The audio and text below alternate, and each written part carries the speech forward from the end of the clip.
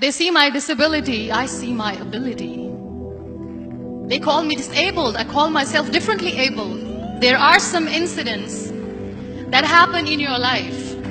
Those incidents break you, deform you, but they mold you into the best version of you. And the same thing happened to me. I was 18 years old when I got married. My father wanted me to get married. And all I said was, if that makes you happy, I'll say yes. And of course, it was never a happy marriage. Just about after 2 years of getting married, I met a car accident. Somehow my husband fell asleep and the car fell in the ditch. He managed to jump out, saved himself. I'm happy for him. But I stayed inside the car and I sustained a lot of injuries. The list is a bit long, don't get scared. The wrist was fractured. Shoulder bone and collarbone were fractured. My whole rib cage got fractured. And because of the rib cage injury, lungs and liver were badly injured. I couldn't breathe. I lost urinary bowel control. That's why I have to wear the bag wherever I go. 3 vertebrae of my backbone were completely crushed. And I got paralyzed for the rest of my life. I finally ended up in a hospital where I stayed for 2.5 months. I underwent multiple surgeries. One day, doctor came to me and he said, well, I heard that you wanted to be an artist, but you ended up being a housewife. I have a bad news for you. You won't be able to paint again because your wrist and your arm are so deformed, you won't be able to hold a pen again. Next day, doctor came to me and said, your spine injury is so bad, you won't be able to walk again. Because of your spine injury and the fixation that you have in your back, you won't be able to give birth to a child again. That day, I was devastated. I asked my mother, why me? And that is where I started to question my existence. Why am I even alive? And that is where I realized that the words have the power to heal the soul. My mother said to me, this too shall pass. God has a greater plan for you. I don't know what it is, but He surely has. And in all that distress and grief, somehow or the other, those words were so magical that they kept me going. One day I asked my brothers, I know I have a deformed hand, but I'm tired of looking at these white walls in the hospital and wearing these white scrubs. I'm getting tired of this. I want to add more colors to my life. I want to do something. Bring me some colors, bring me some small canvas. I want to paint. So the very first painting I made was on my deathbed, where I painted for the very first time. It was not just an art piece or just my passion. It was my therapy. And then I was discharged and I went back home.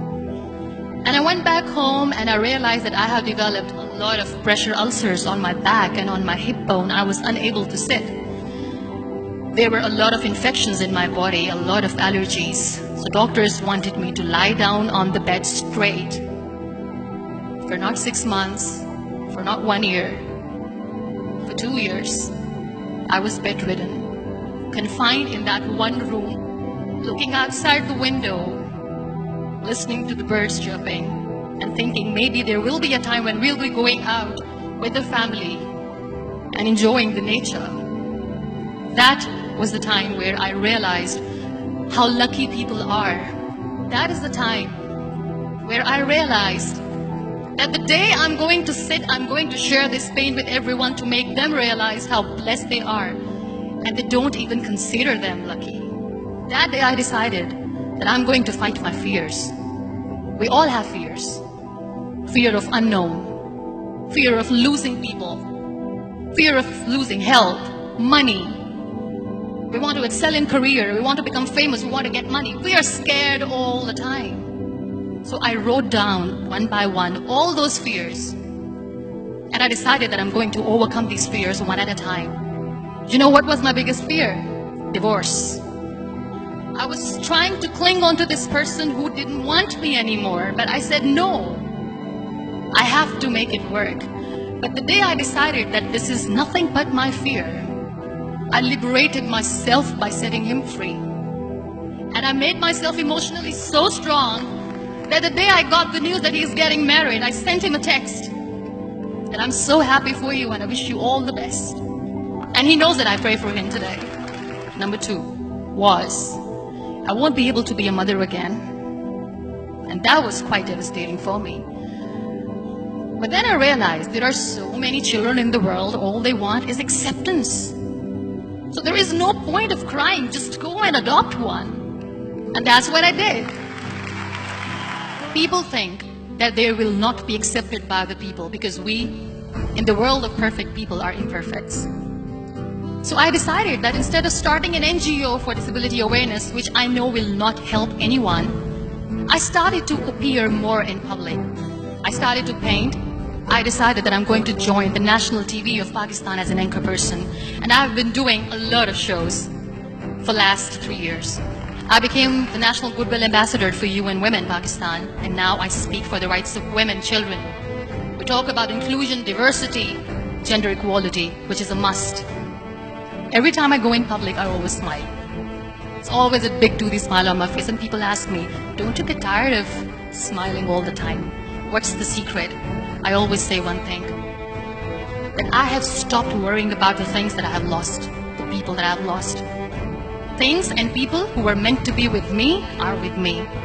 And sometimes, somebody's absence makes you a better person.